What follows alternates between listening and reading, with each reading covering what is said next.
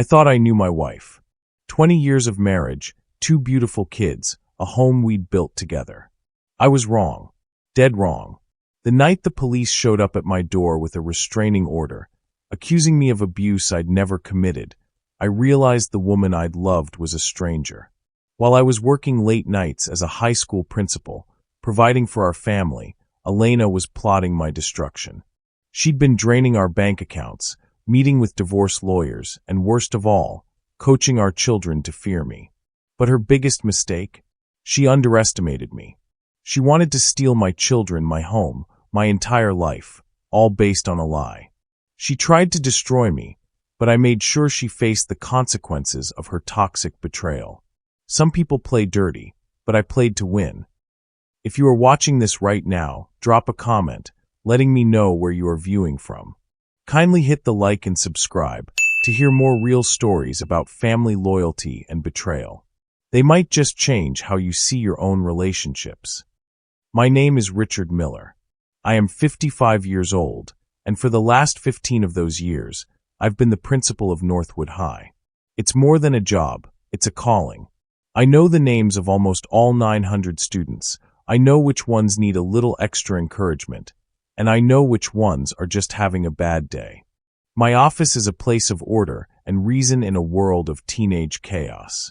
My life, I thought, was built on that same foundation, solid, dependable, and predictable. My wife, Elena, and I had been married for 20 years. We had 2 wonderful children, Leo, who was 16, and Chloe, who was 12. We lived in a beautiful home that we'd spent 2 decades filling with memories. That house wasn't just wood and brick. It was the story of our family. It was my legacy. Everything I had worked for, my career, my family, my reputation in our small town, was built on the simple principles of honesty and integrity. I believed that if you did the right thing, things would work out. I had never been more wrong. The moment my world came crashing down didn't happen with a dramatic explosion, but with the quiet, polite knock of a police officer on my front door.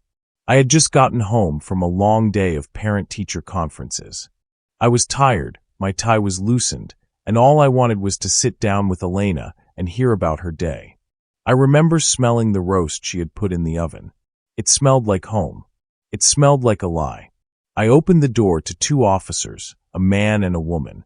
Their expressions were flat, professional, and cold. "Richard Miller?" the male officer asked. "Yes, that's me." "Is everything all right, officers?" I asked, a knot of confusion tightening in my stomach. My first thought was of the kids. Was there an accident? "Sir, we're here to serve you with a temporary restraining order," the woman said, holding out a folded stack of papers. "You'll need to vacate the premises immediately." I blinked, certain I had misheard. A restraining order? There must be a mistake. From who? Just then, Elena appeared behind them. Her face was a mask of sorrow, her eyes red and puffy. She clutched a tissue in her hand and wouldn't look at me. "Richard, please," she whispered, her voice trembling. "Just go. Don't make this any harder than it has to be." My mind was a whirlwind. "Elena? What is this? What's going on?" I looked past her, searching for our children, but they were nowhere in sight. The male officer stepped forward slightly, blocking my view of her.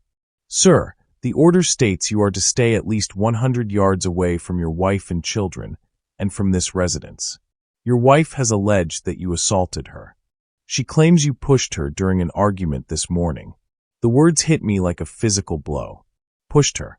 We hadn't even had an argument. I'd kissed her goodbye that morning as she was getting ready for her yoga class, the same way I had for 20 years. My brain couldn't process the accusation. It was so absurd, so completely disconnected from reality, that I almost laughed. But the grim faces of the officers and the theatrical grief on my wife's face told me this was no joke. "That's insane," I stammered. "That never happened. Elena, tell them. This is a misunderstanding." She finally looked at me, and in her eyes, I saw something that terrified me more than the police officers. It wasn't fear or sadness. It was a cold, hard resolve. She had rehearsed this. "I'm sorry, Richard," she said, a single tear rolling down her cheek. I'm just I'm so scared. I felt the blood drain from my face. This was a performance. I was a character in a play she had written, and I had just been handed the script. The police weren't there to listen to my side. They were there to enforce a piece of paper. You have 10 minutes to gather some personal belongings, the female officer said, her voice softening slightly, perhaps sensing my genuine shock. A few changes of clothes, toiletries, your wallet, and keys. We will escort you. Numbly, I walked past my wife, the woman I had shared my life with, and into the home that was no longer mine. The smell of the roast was suffocating now. I walked up the stairs, an officer following a few steps behind me. I packed a small bag in a daze, my hands shaking. I could hear Chloe crying in her room, and my heart shattered into a million pieces. They had told my children that I had hurt their mother. They had turned my own kids against me. As I was grabbing my laptop from my study, I saw a notepad on Elena's desk by the phone. A name and number were scribbled on it. Arthur Vance, Family Law. Below it, in her neat handwriting, were the words, exclusive possession of marital home. The air left my lungs. This wasn't a spur-of-the-moment decision. This wasn't a cry for help. This was a plan, meticulously calculated and brutally executed. The argument she claimed we had, the supposed push, it was all a fabrication, a key to unlock a legal process designed to strip me of everything I held dear. I walked out of my home for the last time, the legal papers clutched in my hand. Elena stood in the doorway, watching me go, her expression now unreadable. The officers were professional, even a little sympathetic, but it didn't matter. I was a 55-year-old man, a respected school principal, suddenly homeless and branded an abuser. I drove to the cheapest motel I could find on the edge of town, the kind with flickering neon signs and stained carpets. I sat on the edge of the lumpy bed, the restraining order spread out before me. The legal jargon swam before my eyes, but the message was clear. I was a monster. I was a threat. And as I sat there, alone in that sterile, lonely room, a cold, hard anger began to replace the shock. She had underestimated me. She thought I would crumble, that I would be too ashamed and confused to fight back. She thought she could destroy my life with a lie to get the house. She had forgotten who I was. I wasn't just a husband. I was a principal. I had spent my life dealing with complicated problems and finding the truth. My wife had started a war, and as I stared at the peeling paint on the motel wall, I knew one thing for certain. I was going to finish it. The first 48 hours were a blur of humiliation and disbelief. The school district placed me on immediate administrative leave, citing the serious nature of the allegations. The news spread through our small town like a wildfire. I could feel the whispers and stares even when I was just buying a pre-made sandwich at the grocery store. Parents who had shaken my hand and praised my leadership a week ago now avoided my gaze. I was no longer Richard Miller, the dedicated principal. I was Richard Miller, the man accused of domestic abuse. My identity had been stolen from me overnight. My first call was to the lawyer whose name I'd seen on Elena's notepad, Arthur Vance. I wanted to see who she had chosen to help her orchestrate my downfall. A quick search revealed he was one of the most ruthless divorce attorneys in the state. I, on the other hand, needed someone who specialized in defense, in finding the truth. A colleague from the school district recommended a woman named Anya Sharma, a private investigator known for her discretion and her relentless ability to uncover facts others missed. My first meeting was with my new lawyer, a calm, methodical man named Robert Chin. He listened to my story without interruption, his face impassive. When I finished, he leaned back in his leather chair. "Richard," he said, his voice even, "I believe you. But in family court, belief doesn't win cases. Paperwork does. Evidence does. Right now, Elena has the official story. She has a signed declaration, a restraining order, and possession of the children. The court sees a frightened woman and a man who has been legally removed for her safety. We are starting from the bottom of a very steep hill."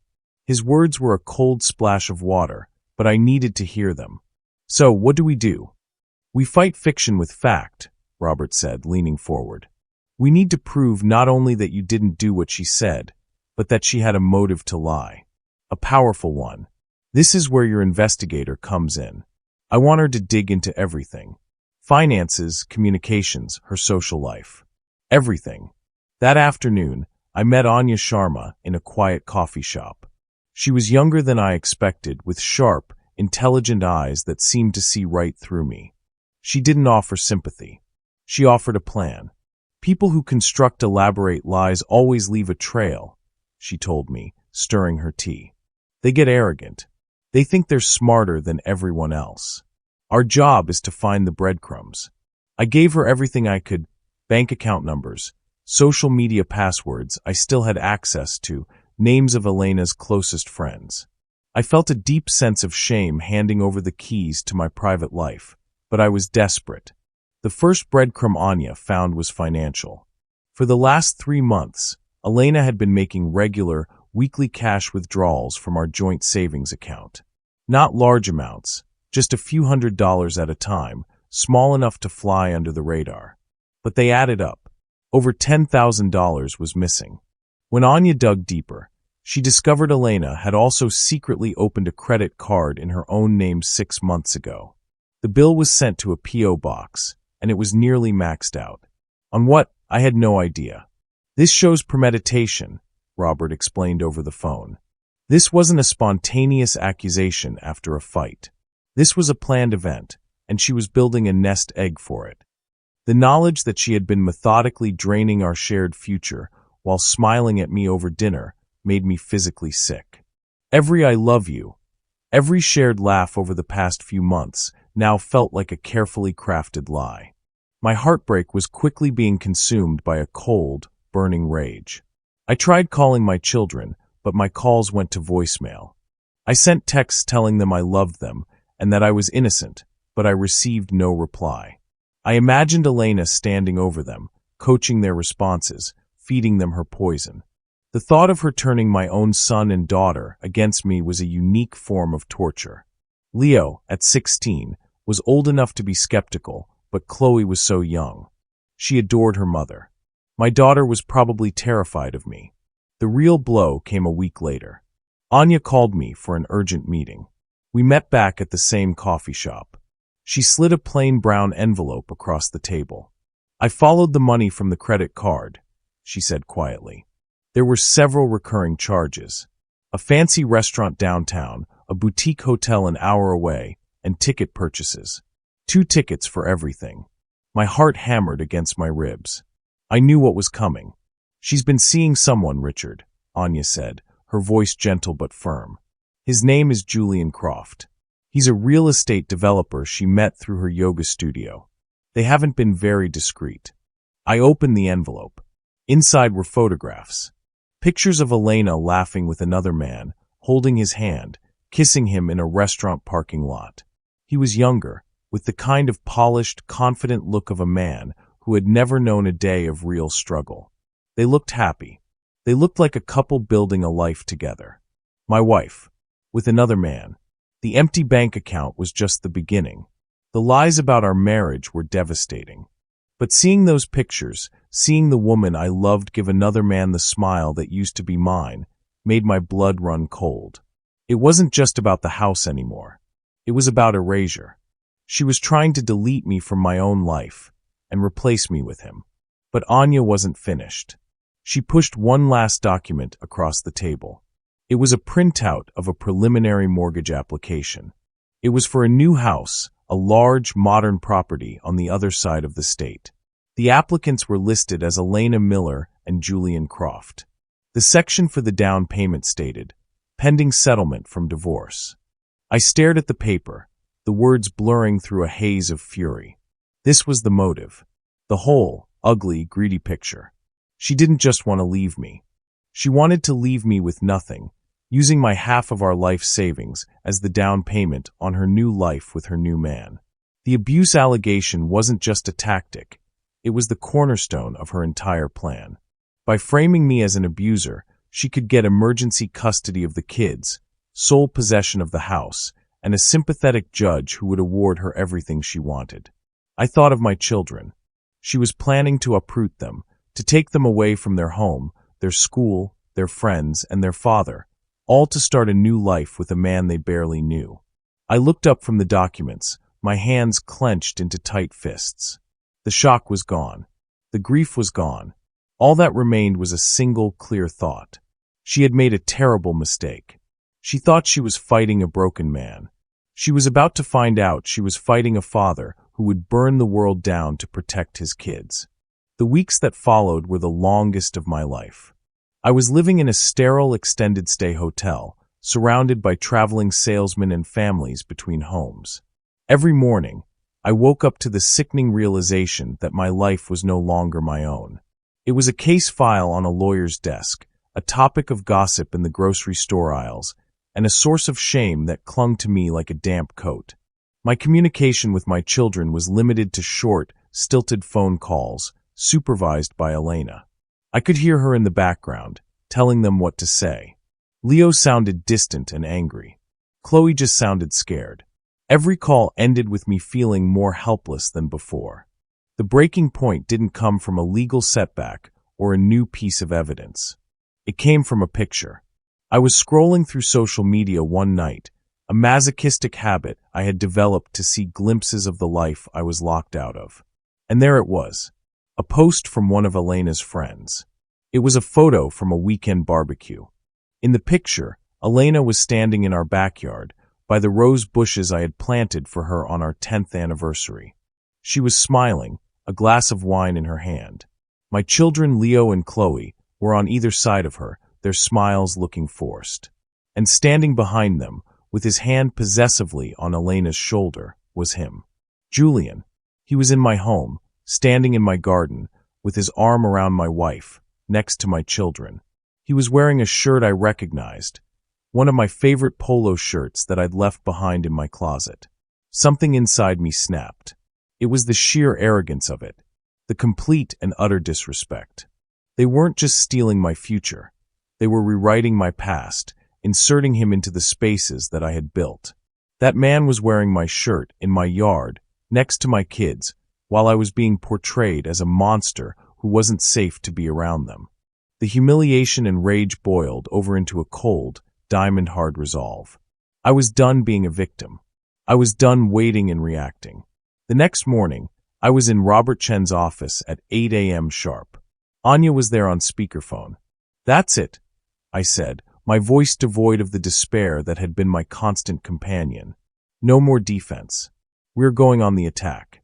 I don't just want to clear my name. I want full custody of my children, and I want her exposed for what she is." Robert looked at me, a slow nod of approval on his face. "Good. Anger is a better fuel than despair, Richard.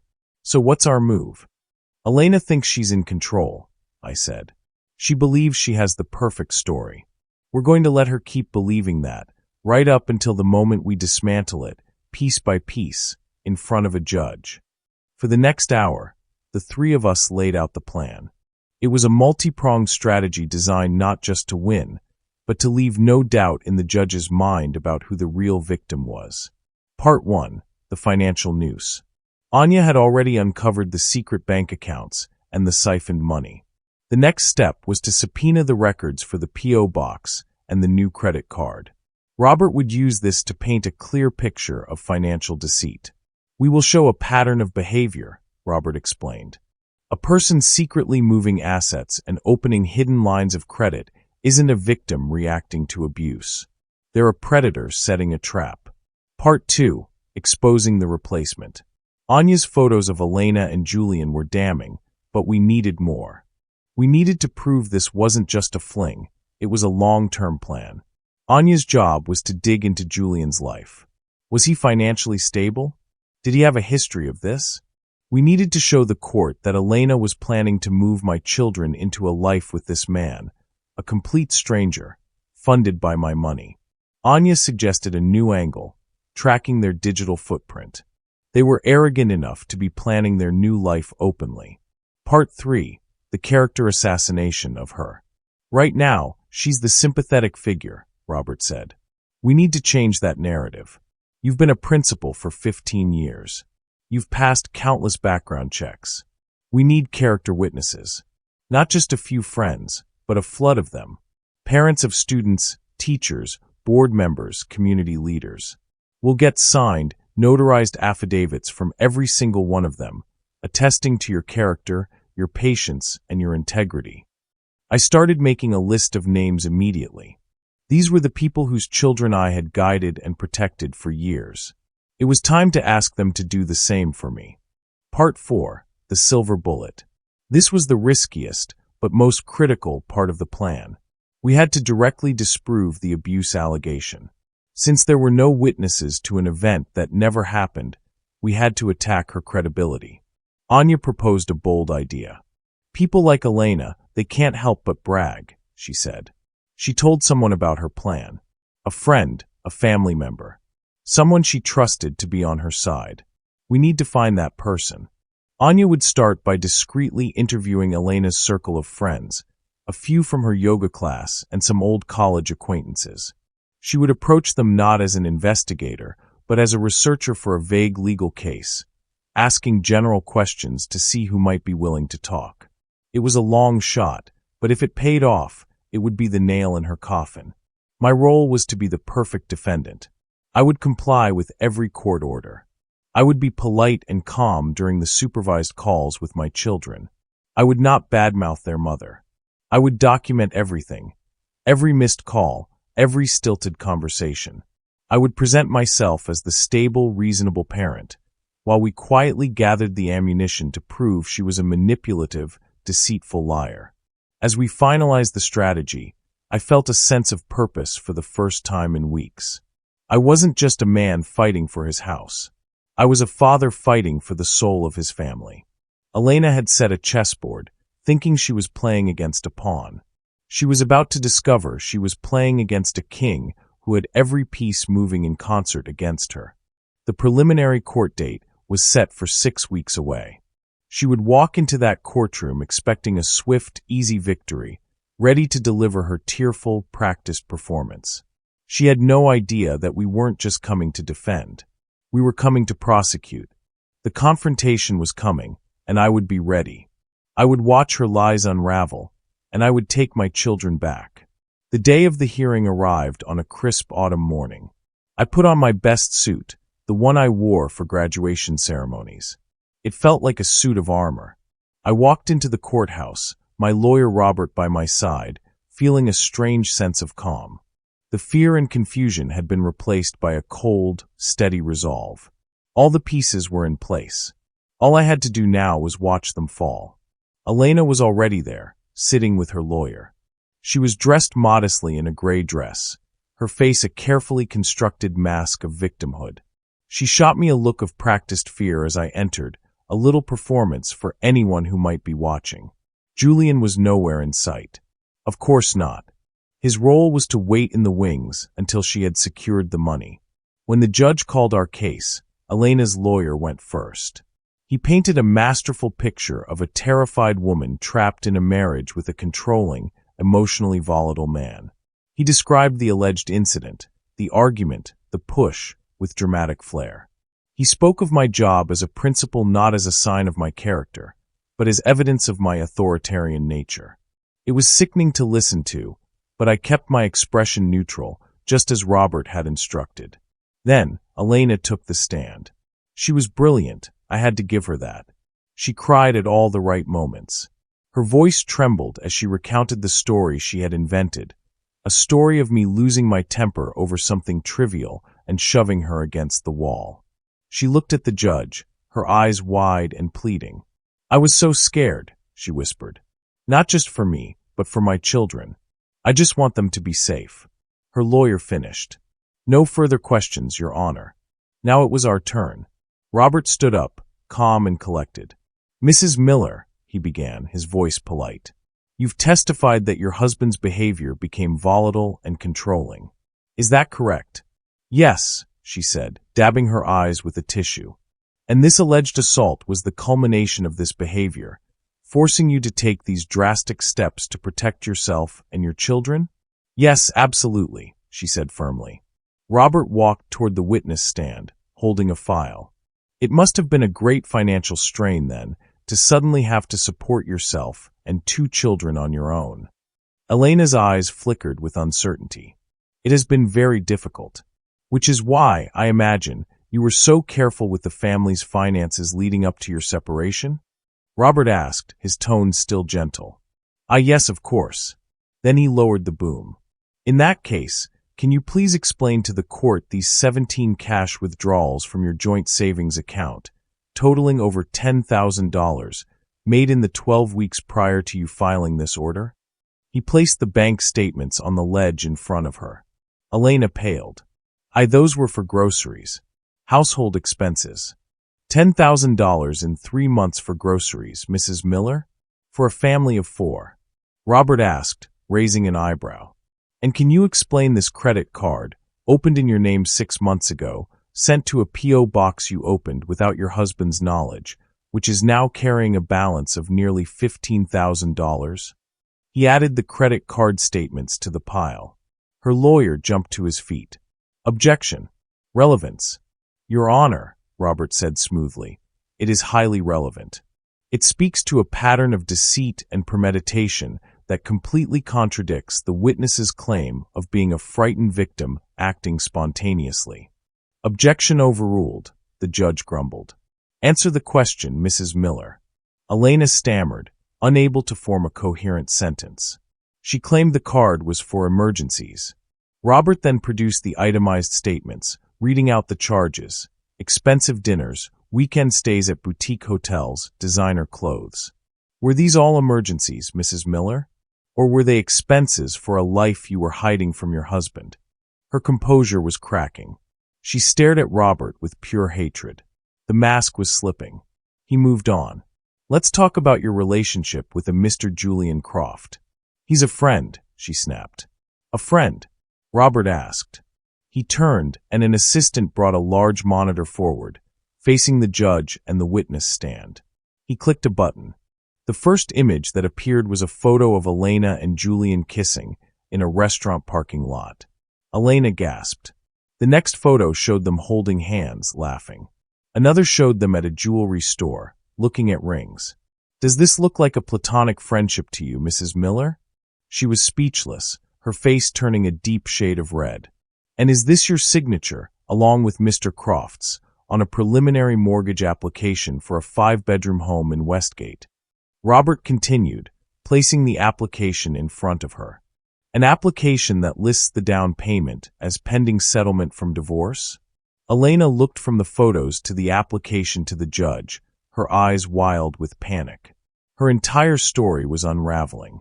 The image of the scared, abused wife was being replaced by that of a cold, calculating adulterer who had planned this entire charade to fund a new life with her lover. But Robert had saved the best for last. This was the moment for the silver bullet Anya had found. Mrs. Miller, he said, his voice now turning hard. Let's return to the morning you claim your husband assaulted you. You said he pushed you. A very serious allegation. He did, she cried, a desperate attempt to regain control. Your Honor, Robert said, turning to the judge. The defense calls Clara Peterson to the stand. A woman stood up from the back of the courtroom. It was one of Elena's closest friends from her yoga class. Elena's face went completely white. She looked as if she had seen a ghost. This was the friend she had bragged to, the one Anya had found who was so disgusted by Elena's plan that her conscience had won out. Clara took the stand, her hands trembling slightly. After being sworn in, Robert asked her a single, simple question. Ms. Peterson, did Elena Miller ever discuss her plans for her divorce with you? Clara took a deep breath and looked directly at Elena. Yes, she said, her voice clear and strong. A few weeks before she filed the order, she told me she was going to leave Richard. She said she needed to make sure she got the house in full custody, and that her lawyer told her the quickest way to do that was to claim abuse. She laughed about it. She said it was the perfect plan because no one would ever doubt her. A collective gasp went through the courtroom. Elena shot up from her seat. She's lying. You're a liar, Clara. How could you do this to me? Order, the judge bellowed, slamming his gavel. Mrs. Miller, sit down and be silent or I will hold you in contempt. But it was too late. Her mask had not just slipped, it had shattered into 1,000 pieces. In that moment, everyone in the room saw her for exactly what she was. The judge stared at her, his face a thundercloud of pure fury. He had been lied to, his court had been used, and his time had been wasted on a malicious fabrication. The immediate fallout was swift and brutal. The judge dismissed the restraining order on the spot. He verbally scorched Elena and her lawyer for bringing a fraudulent claim before him. He scheduled an emergency custody hearing for the following week, but made it clear he would be awarding me temporary full custody of Leo and Chloe, effective immediately. I was allowed to go home. To my home. As I walked out of the courtroom, dazed and overwhelmed, I saw my son Leo. He had been sitting in the back, having been brought by a family friend. He looked at me, his eyes filled with a mixture of shame and relief. "Dad," he said, his voice cracking. "I'm so sorry. I never really believed her." I pulled my son into a hug, and for the first time in months, I felt the weight of the world lift off my shoulders. I had won. The lies had been exposed. I was going home to get my daughter, and I was going to start putting my family back together. Elena was left behind in the courtroom, utterly alone, to face the consequences of her own toxic betrayal. Walking back into my house was a surreal experience. It was my home, but it felt different, tainted by the lies that had been born there. The smell of Elena's perfume still lingered in the air. Her things were still scattered around, remnants of a life that was now over. The first thing I did was go to my children's rooms. Chloe was sitting on her bed, looking small and lost. When she saw me, she burst into tears and ran into my arms, hugging me so tightly I could barely breathe. "I missed you, Daddy," she sobbed. "Mommy said you were angry, but I knew you weren't." Rebuilding our lives was not a simple or quick process. It was a careful excavation of the damage Elena had done. The court, as expected, awarded me full physical and legal custody of the children. The judge was so incensed by Elena's blatant perjury and manipulation of the legal system that he made an example of her. She was not only denied any claim to the house, but was also ordered to repay the $10,000 she had siphoned from our savings. The district attorney even considered pressing charges for filing a false police report, but I asked them not to. Seeing her life implode was consequence enough. Elena's world collapsed with stunning speed. Julian, the real estate developer, disappeared the moment it became clear there would be no house and no divorce settlement.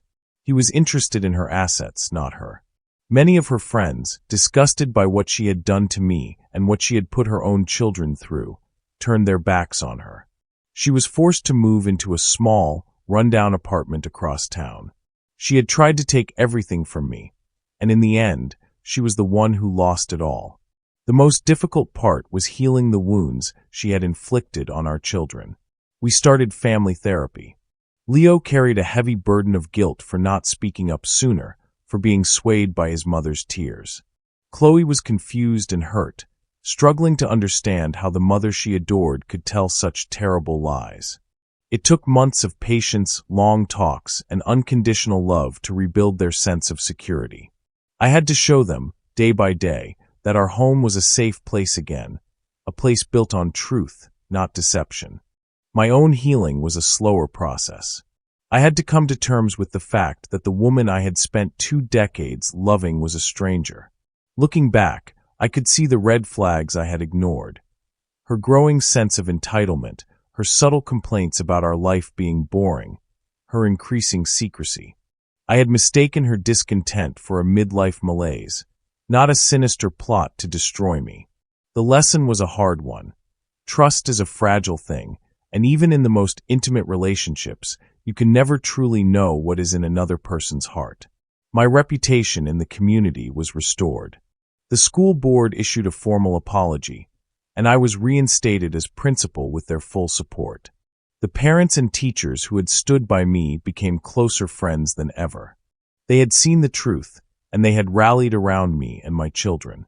I learned the true value of community, of people who believe in you even when the world is telling them not to. About 6 months after the court hearing, a letter arrived in the mail. The return address was Elena's new apartment. My hands trembled slightly as I opened it. I expected an apology, a plea for forgiveness, or at least some semblance of remorse. Instead, it was 5 pages of bitter, rambling accusations. She blamed me for her unhappiness. She blamed her friend Clara for betraying her. She blamed the judge for being biased. She blamed Julian for abandoning her. In her mind, she was still the victim. She had learned nothing. I read the first page and a half before I stopped. I realized I didn't need to read any more. Her words had no power over me anymore. Her anger was her own prison, and she was both the inmate and the warden. I walked over to the fireplace, where a small fire was crackling against the evening chill. Leo and Chloe were in the kitchen, arguing good-naturedly over what to have for dinner. The sound of their laughter filled the house, a sound I had fought so hard to protect. I looked at the letter in my hand, at the angry, looping handwriting of a woman I no longer knew. My victory wasn't in her downfall. My victory was in the sound of my children's laughter. It was in the peace and safety of our home. It wasn't about revenge. It was about rescue. I had rescued my children, my home, and my future from the fire she had tried to start. I tossed the letter into the flames and watched as the paper curled, blackened, and turned to ash. She had tried to burn my world down for a house. In the end, all she had left were the ashes of her own making. Thank you for spending your time with my story. Feel free to share your thoughts or reactions in the comments. I'd love to hear from you.